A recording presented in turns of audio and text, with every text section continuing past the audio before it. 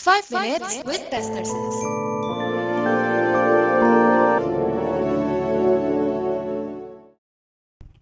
Shalom saudara, suatu hari ada seorang jenderal yang selalu berkemenangan dalam setiap pertempuran. Tetapi hari itu dia mengalami kekalahan dan dia terdesak sampai ke sebuah tepi jurang.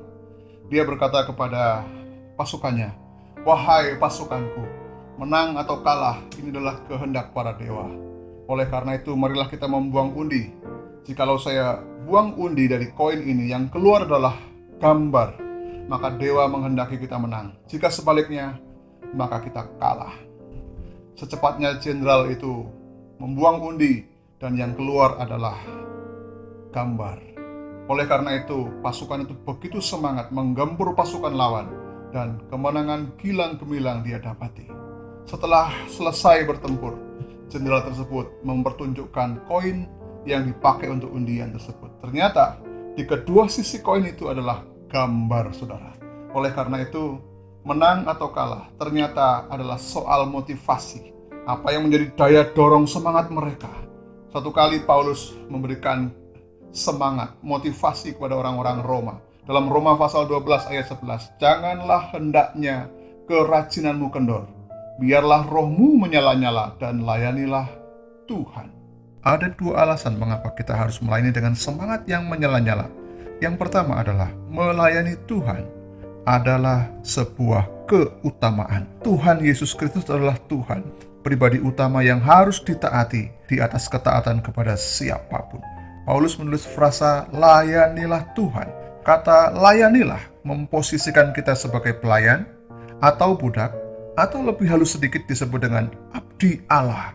Tuhan berarti yang mempunyai pelayan atau budak, yang mempunyai kita semuanya. Jadi tidak ada istilah malas, apalagi membangkang buat setiap orang yang sudah lunas dibeli dan ditebus lunas oleh darahnya sendiri. Oleh karena itu, dalam bahasa asli, kata janganlah kerajinanmu kendor diterjemahkan dengan frasa cepat taat melayani Tuhan sebagai sebuah prioritas yang dilakukan dengan intens. Prioritas artinya keutamaan. Dari terjemahan itu kita dapat menyimpulkan sementara mengapa banyak orang tidak rajin atau malas melayani Tuhan. Karena buat mereka melayani Tuhan adalah bukan keutamaan. Melayani Tuhan itu bukan prioritas. Bisa jadi prioritasnya adalah diri sendiri. Jadi apa yang menguntungkan diri sendiri itu yang dengan cepat dia lakukan. Orang malas melayani Tuhan karena merasa tidak menguntungkan diri sendiri. Kita harus ingat baik-baik saudara, bahwa Tuhan tidak membutuhkan keuntungan dari kita.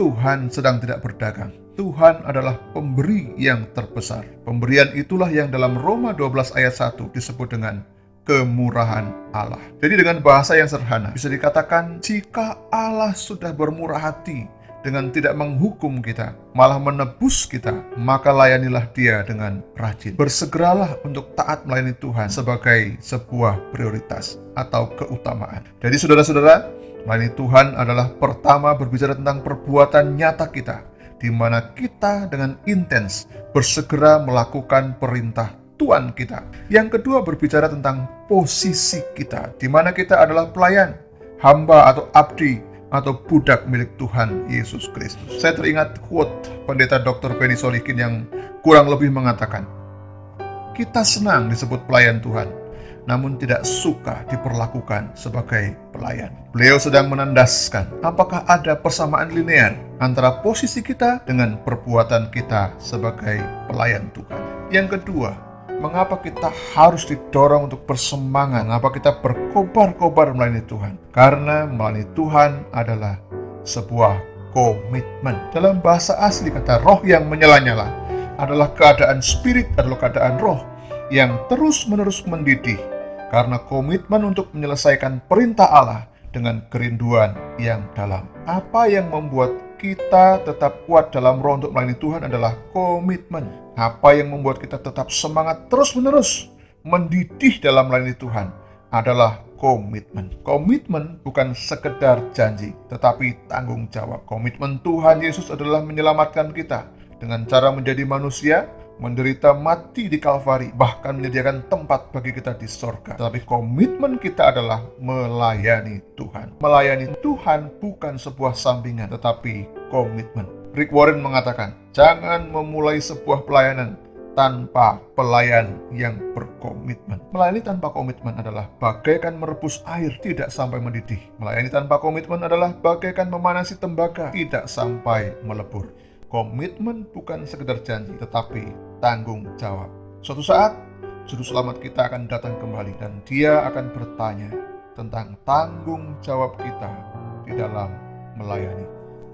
Saudara, suatu hari Napoleon Bonaparte menunjuk kepada sebuah peta, dan peta itu adalah peta Cina. Dia berkata, di sana sedang tidur seorang raksasa. Jika dia bangun, tidak seorang pun bisa menghentikannya. Marilah kita bangun, saudara-saudara, dan layanilah Tuhan dengan berkobar-kobar.